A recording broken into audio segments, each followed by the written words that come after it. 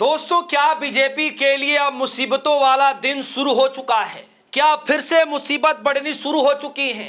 अभी तक सीजेपी ने जो विरोध प्रदर्शन किया, अभी तक उसका मामला शांत भी नहीं हुआ कि एक बार फिर से बीजेपी के सांसद ने सीधे सीजेपी से पंगा ले लिया है। जी हां, यहां तक की बात इस्तीफे तक आ गई है। बीजेपी में हलचल मचना शुरू हो गया दोस्तों। दिल्ली के अंदर हलचल तेज है कि क्या वाकई धर्मेंद्र प्रधान इस्तीफे के बाद अब बीजेपी के जो सांसद हैं, क्या अब उनका भी इस्तीफा होगा? क्योंकि अभिजीत दीपके ने साफ तौर पर कह दिया है कि लगता है कि अब बीजेपी के इन सांसद का भी इस्तीफा मांगा जाएगा। तो क्या अब इस्तीफा मांग लिया जाए इनका भी? ऐसे सवाल पूछ रहे अभिजीत दीपके।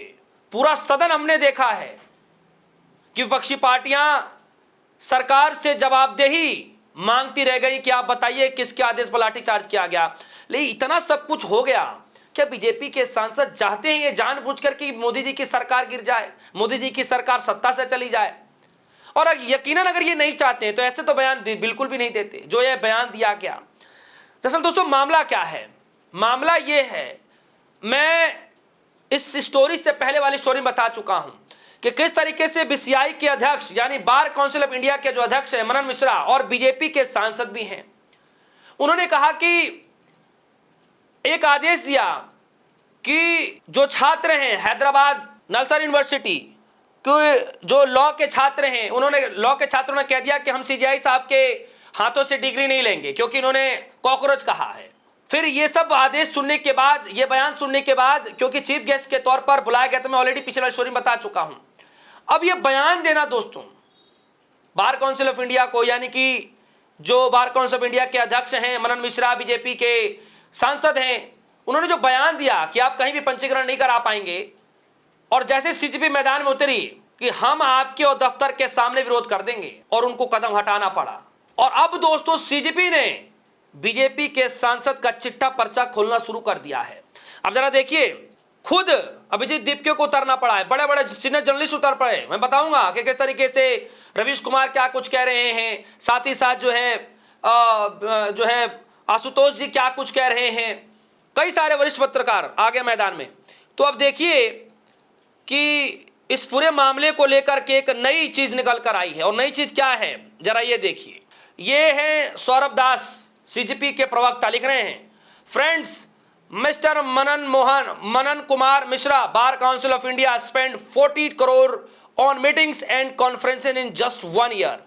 यानी वो ये कह रहे हैं कि जो मनन कुमार मिश्रा हैं, जो बीजेपी के सांसद हैं, बार काउंसिल ऑफ इंडिया के जो अध्यक्ष हैं, 1 साल के अंदर 14 करोड़ रुपए खर्च कर दिए, ये वो आरोप लगा रहे हैं। और बाकायदा 2 पन्नों का वो पत्र भी शेयर कर रहे हैं, चिट्ठा पर्चा शेयर कर रहे हैं। अब इन्होंने बड़ा आरोप लगाया है, यानी अभिजीत दीपके की पार्टी और उनके प्रवक्ता सौरभ दास बड़ा आरोप लगा रहे हैं बार काउंसिल ऑफ इंडिया के जो अध्यक्ष हैं मनन मिश्रा, उनके ऊपर कि आपने 14 करोड़ रुपए खर्च कर दिए 1 साल के अंदर में मीटिंग और कॉन्फ्रेंसेस के नाम पे। और इस पर जवाब देते हुए रवीश कुमार कह रहे हैं, 14 करोड़ का बजट कहां से आता है? क्या जनता का पैसा है? कृपया प्रकाश डालें। दोस्तों, सवाल तो पूछा जाएगा और यह पूछा जा रहा है। तो एक बड़ा गंभीर आरोप सीजेपी की तरफ से भी लगा दिया गया, बड़ा खुलासा कर दिया गया सीजेपी की तरफ से, यानी कांग्रेस जनता पार्टी की तरफ से। कहां तो मनन मिश्रा बीजेपी के सांसद ये सोच रहे होंगे कि मैंने नंबर बढ़ा लिया बोल करके, और शायद उनको यह बात पता नहीं थी कि कहीं ना कहीं ये सरकार के लिए मुसीबतें खड़ी हो जाएंगी, खुद उनके सांसदी के ऊपर मुसीबतें खड़ी हो जाएंगी। अब यह सवाल उठ चुका है, और जैसे ही सौरभ दास ने सवाल पूछा दोस्तों, तुरंत जो है अभिजीत दीपके ने मैसेज किया, लिख रहे हैं क्या, टाइम्स फॉर मनन मिश्रा इस्तीफा दो। यानी अभिजीत दीपके इस बात को कह रहे हैं कि क्या अब मनन मिश्रा के इस्तीफे का समय आ गया है, क्या अब इनसे भी इस्तीफा मांग लिया जाए? दोस्तों, यह बहुत बड़ी खबर है। सोचिए, उस पार्टी के नेता, उस पार्टी के सांसद सीजेपी से पंगा ले रहे हैं, उस सीजेपी से जिस सीजेपी ने बता दिया कि आंदोलन कैसे किया जाता है, उस सीजेपी से जिसने इस्तीफे देने पर मजबूर कर दिया, उस सीजेपी से अब बीजेपी के सांसद पंगा ले रहे हैं। तो क्या ये जानबूझकर किया जा रहा है? क्या वो चाहते हैं कि सरकार ऐसी फंसी रहे? क्या सरकार जो है कभी भी इन सब पचड़ों से बाहर ना निकल पाए?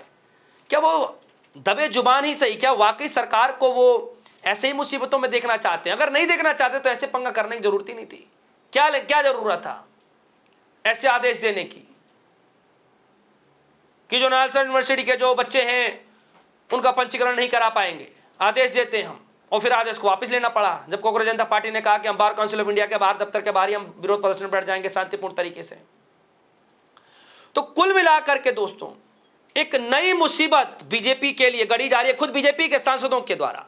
अब आशुतोष जी कह रहे हैं, बड़े सीनियर पत्रकार कह रहे हैं, after Supreme Court observation should Manan Kumar Mishra not resign as a chairperson of BCI.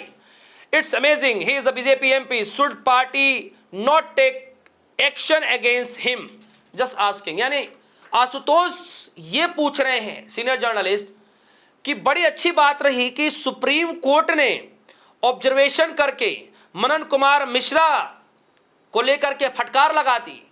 खुद सीजीआई सूर्यकांत साहब ने कह दिया कि आप हमारे बीच में ना बोलिए, हमारे और छात्रों के बीच में। तो क्या उनसे बीसीआई के पद से इस्तीफा मांगा जाएगा, रेजिग्नेशन मांगा जाएगा? ये बड़ा सवाल है। और दूसरा सवाल कि जो ये छात्रों को लेकर के पूछा गया, जिस तरीके से सीजीआई साहब ने फटकार लगाई, तो क्या बीजेपी जो है इनसे रेजिग्नेशन लेगी क्या इस्तीफा लेगी क्या?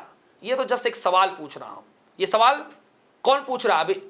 ये सवाल जो है आशुतोष जी पूछ रहे हैं। इसलिए मैंने आपसे कहा कि अब इस पूरे खेल में बड़े बड़े खिलाड़ी इस मैदान में उतर चुके हैं, क्योंकि आप देखिए ये पूरा माहौल जो है धीरे धीरे बदलता हुआ नजर आ रहा है। और मनन कुमार मिश्रा कह रहे हैं council has already withdraw that letter, यानी कि जो उन्होंने आदेश दिया था उस आदेश को विड्रॉ कर लिया है। मनन कुमार मिश्रा कह रहे हैं। अजीत अंजुम रिप्लाई करते हुए कह रहे हैं कि जल्द ही अक्ल ठिकाने आ गई। सीजीआई से अगर किसी लॉ यूनिवर्सिटी के छात्र डिग्री लेना नहीं चाहते तो ये उनका अधिकार है। आप कौन होते हैं उनका एनरोलमेंट रोकने वाले? इतनी चमचागिरी। जाहिर तौर पर दोस्तों वो छात्रों का अधिकार, वो नहीं लेना चाहते डिग्री, वो उनका अपना चॉइस है, वो जिससे मर्जी उससे लें। लेकिन उसके उपलक्ष्य में आप ये कहते कि एनरोलमेंट हम रोक देंगे ऐसे छात्रों का, तो इसको क्या कहा जाएगा?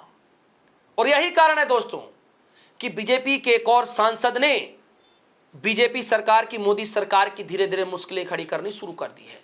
मतलब दीपिके को भी यह कहना पड़ रहा है कि अगला नंबर जो है मनन मिश्रा साहब का है, तो क्या इनसे भी इस्तीफा मांग लिया जाए?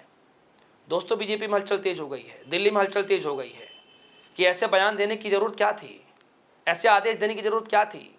दोस्तों आने वाले वक्त में क्या कुछ होगा, आपकी जो भी राय होगी वीडियो कमेंट सेक्शन में जाएगा, अपनी राय रखिएगा। फिलहाल के लिए दीजिए इजाजत, देखते रहिए DS4 न्यूज़। धन्यवाद।